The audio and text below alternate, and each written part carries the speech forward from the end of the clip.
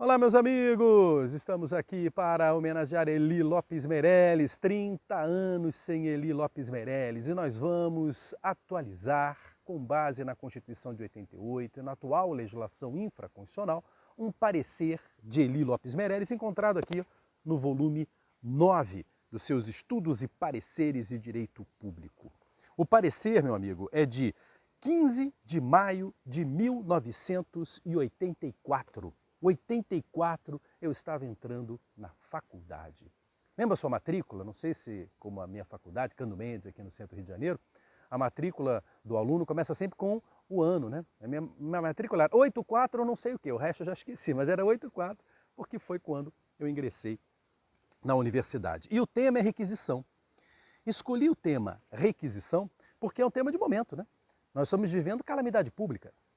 E requisição tem tudo a ver com esse momento de urgência, iminente perigo público, calamidade pública. Então vai ser bem interessante para você também se situar em um dos institutos do direito administrativo que estão sendo utilizados para o enfrentamento do coronavírus. Ok? Então vamos lá ver a seguinte passagem, algumas passagens desse parecer.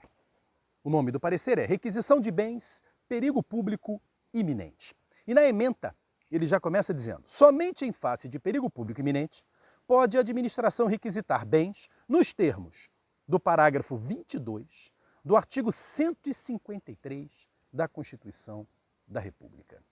Claro que ele está se referindo à emenda número 1 de 69. Tem aqui a emenda número 1 de 69. Vamos lá, no 153, capítulo 4, dos direitos e garantias individuais. Olha aí, na Constituição de 88, esse capítulo foi logo para o início, né? Daí a ideia de Constituição cidadã, direitos individuais e coletivos, logo no artigo 5º. Na emenda número 1 de 69, ela lá no 153. E não eram incisos, eram parágrafos, tá? São 36 parágrafos. Ele citou o 22, né? Então vamos lá, no parágrafo 22. O que a atual Constituição divide em incisos, ele juntou 3 ideias no parágrafo 22 do 153 da emenda número 1 de 69. É assegurado o direito de propriedade, salvo nos casos de desapropriação, por necessidade ou utilidade pública ou por interesse social. E em caso de perigo público iminente, as autoridades competentes poderão usar da propriedade particular, assegurado o proprietário indenização ulterior. Olha aí, 3 assuntos no mesmo parágrafo 22 do 153. Vamos dar uma atualizada? Constituição de 88, artigo 5º, e veja lá o inciso 22 ao 25. Vamos acrescentar a função social da propriedade, que o parágrafo 22 do 153 da emenda número 1 de 69 não deu atenção junto com o tema desapropriação. Então vamos lá. Artigo 5º, garantias individuais, né? Inciso 22, é garantido o direito de propriedade. 23, a propriedade atenderá à sua função social. 24, a lei estabelecerá o procedimento para desapropriação. E o que me interessa, 25. E aí, atenção, penso que o nosso professor aqui do Rio de Janeiro, José dos Santos Carvalho Filho, nosso querido Carvalhinho, tem toda a razão quando fala que aqui está o conceito de requisição. Concordo com ele. Agora, atenção, não é pacífico, porque só falta uma coisa no conceito de requisição aqui no inciso 25 do artigo 5º da Constituição de 88. A palavra requisição. Ele não usou, cara, ele não botou. Mas é exatamente o que é requisição. Olha lá, inciso 25 do artigo 5º da Constituição de 88.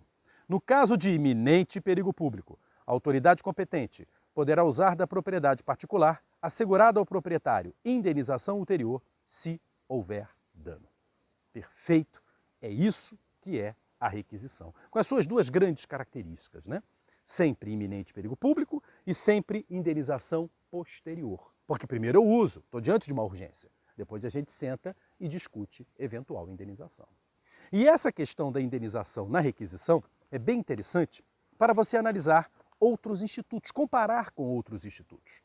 Então, no item 1 do parecer, onde ele fala requisição de bens no ordenamento jurídico vigente, ele cita Ferreira Filho.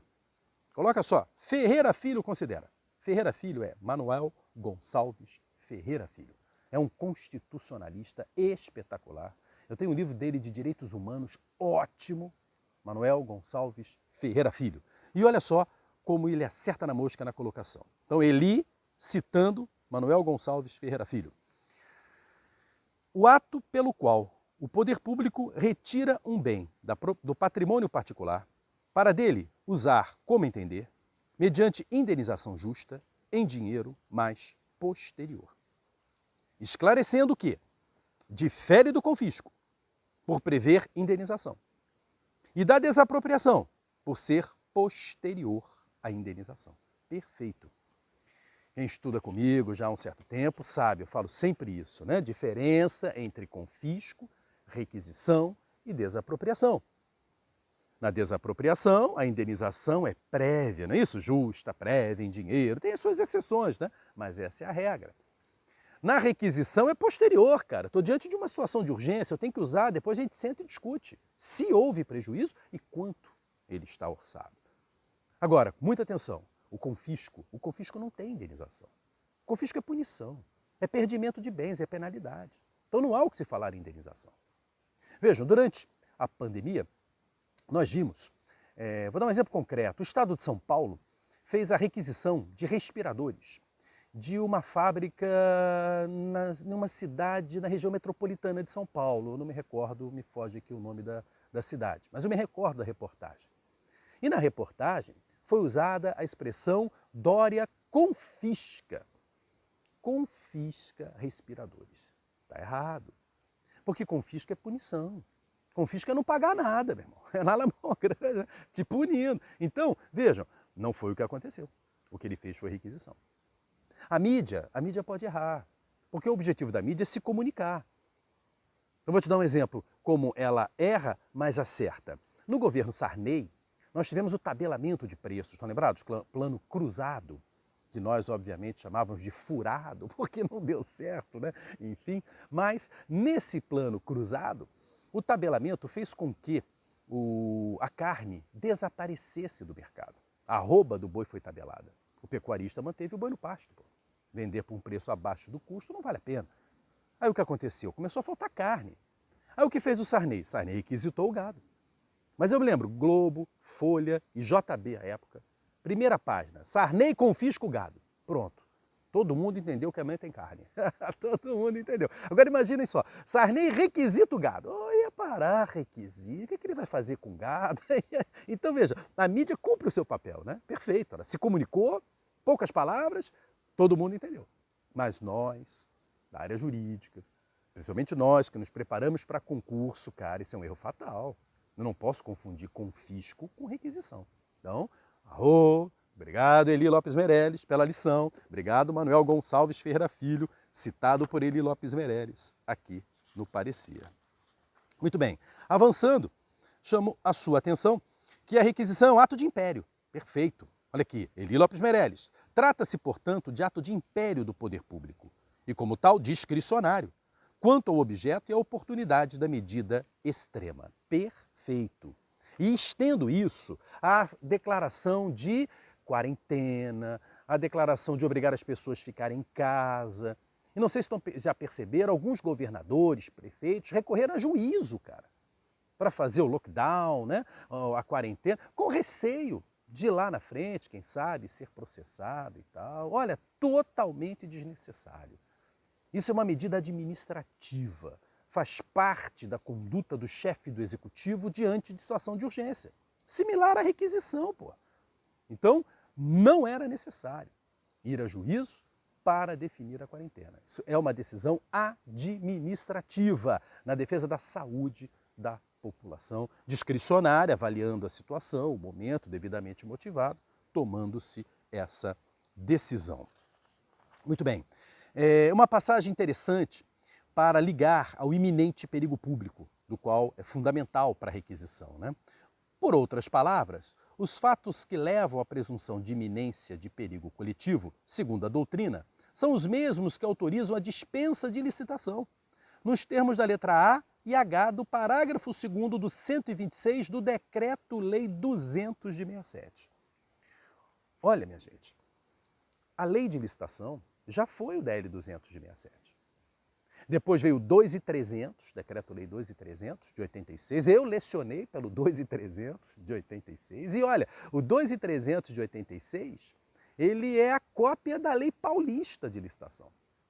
E a Lei Paulista de Licitação foi confeccionada por Eli Lopes Meirelles. Você vê que era um ótimo decreto-lei. E depois do 2.300 veio a 8666 de 93. E na 8666 de 93 é o artigo 24. É dispensável a licitação.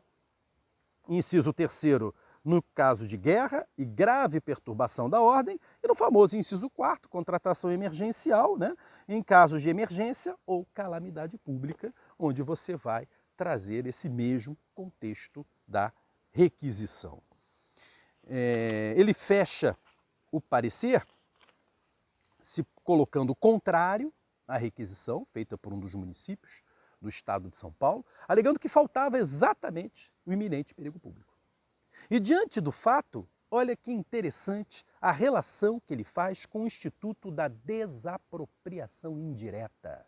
Fechando o parecer, respondendo o segundo quesito, diz ele: consoante se infere da resposta ao quesito anterior, a conduta do prefeito município tal, não vamos citar o município, configura ilícito administrativo, que em conformidade com o disposto no artigo 107 da Constituição da República, confere à consulente o direito à indenização plena pelos danos sofridos com desapossamento ilegítimo de seus bens. Agora, mediante ação ordinária indenizatória de esbulho, perfeito, preciso, ação ordinária indenizatória de esbulho, mais conhecida por ação de desapropriação indireta. E não sei se estão lembrados, em minhas aulas, eu não gosto da expressão ação de desapropriação indireta. Porque a desapropriação indireta é um ato ilícito, é o governo invadindo o seu imóvel e acabou.